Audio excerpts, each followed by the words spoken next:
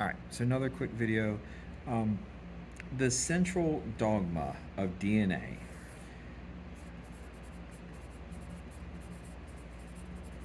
is DNA to RNA to protein. Now we can expand this and add traits.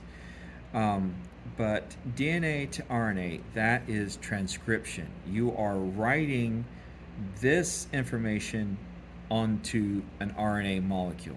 Script means to write. RNA to protein is translating. We are translating from nucleic acid to amino acid because remember that proteins are a polymer made up of amino acid monomers. Um, and then the proteins determine the traits. So, for example, maybe there's in the DNA there's a gene for melanin, and so that gets transcribed to RNA. That RNA goes to the ribosome and gets translated into protein, the melanin protein. And then that melanin shows up in hair color as a trait. Okay? So DNA is the reason we have the physical characteristics that we have, whether they be visible like hair color or not visible like the shape of our hemoglobin. Okay? I'm thinking of sickle cell anemia there. All right, somatic cells are your body cells. Mutations in body cells like skin cells, muscle cells, heart cells, liver cells, kidney cells, these are not passed to offspring because these are body cells. They don't make gametes. Sex cells, these are only going to do mitosis. Sex cells are going to do meiosis. All right? They make gametes. Gametes, or a mutation in the gametes, can be passed to the offspring. So, for example, if there's a spermatocyte,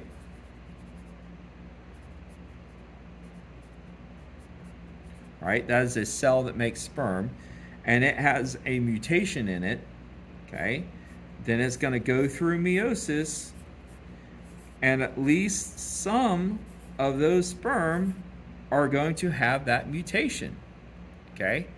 And so it can then be passed on to the offspring. The same thing would happen with an oocyte, which are the egg-making cells. Okay. Mutations. Remember that DNA is read in codons, which is 3 letters or 3 bases. All right. So DNA, okay. Here we have DNA, GAA, CCG, GGG.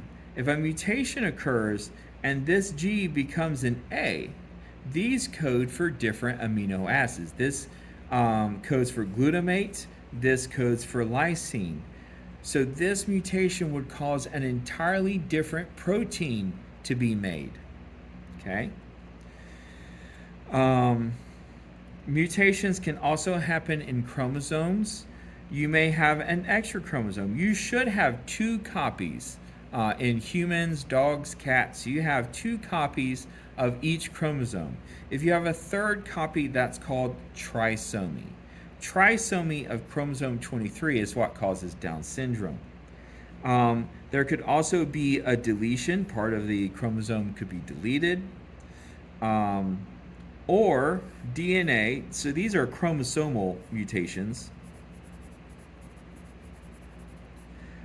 You can also have gene mutations.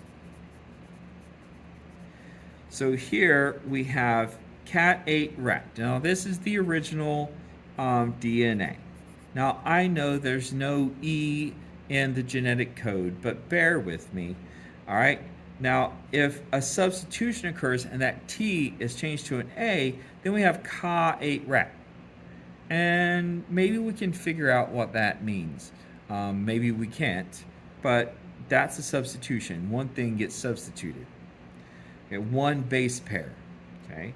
Now, a deletion and insertion are referred to as frame shift mutations. Because if I insert an A, all right, so here I inserted this T, right? And so now I've got cat, tat, era, T, and then there would be 2 more letters here to finish out that codon. So that completely changed everything after that insertion.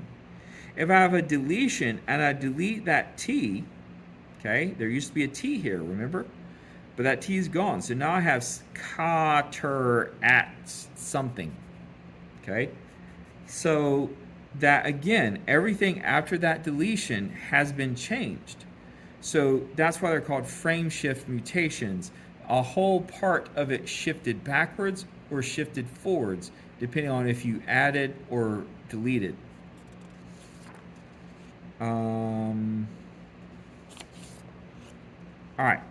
So on the outside of cells, you have these proteins called antigens. Now, the DNA is what tells the cell what proteins to make as antigens.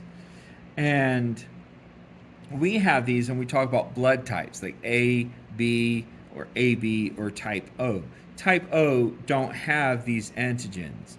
Type A only have A antigens, type B only have B antigens, and AB have A and B antigens. We'll probably talk more about those when we talk about Punnett squares. All right. Now, let's say this was the flu virus. It has antigens, and antibodies in our body are designed to attach to those antigens and prevent the flu from causing harm, and then the flu gets broken down. But if there's a mutation when the virus is being replicated, and so now it has different shaped antigens, this antibody will no longer work. So our immune system would have to figure this out and make new antibodies.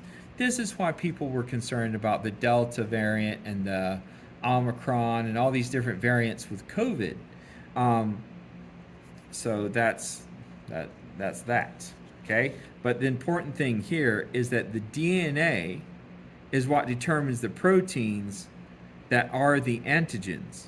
So if there's a change in the DNA, there will be a change in the antigens because they're proteins. Electrophoresis, we will talk about tomorrow probably, but in a nutshell, you have DNA. And you add an enzyme that cuts the DNA at specific points. And then you put the DNA solution into these little wells in a gel called electrophoresis gel, and you run an electric current through it. And the bigger the piece of DNA, the less far it travels, because they're bigger, they're heavier, they don't travel as far. Smaller pieces of DNA travel farther. And so this is how we might have DNA from a crime scene, and then we have our suspects. And we can compare the crime scene DNA to the suspects. This is called DNA fingerprints. Okay? You could also do this with paternity tests. You could have the child's DNA and then the possible parents. You could have let's say someone was found and you didn't know who they were, and maybe they didn't know who they were. You could take their DNA and compare it to other people's DNA to figure out who they were. This was about independent